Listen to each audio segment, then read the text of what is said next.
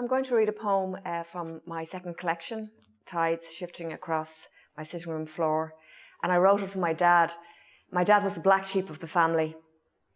And he had quite a turbulent relationship, particularly with his mum.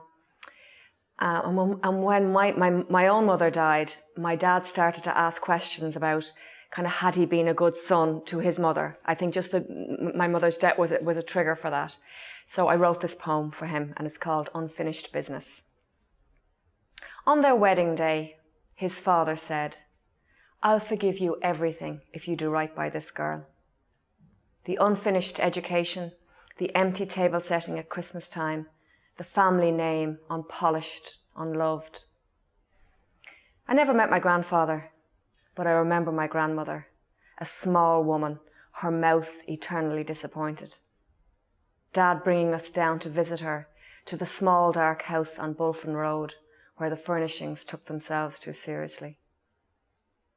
And later in that same house, I found a studio photo of the polished family.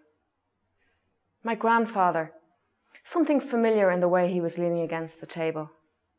My dad, a beautiful child about 3 years old, sitting beside his brothers and sisters. And there, my grandmother, upright and disapproving, staring into the camera, daring it to blink.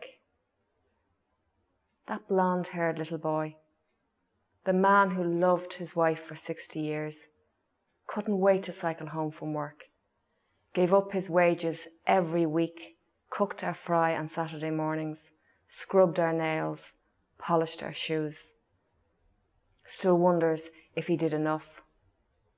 Still wonders if he's been forgiven.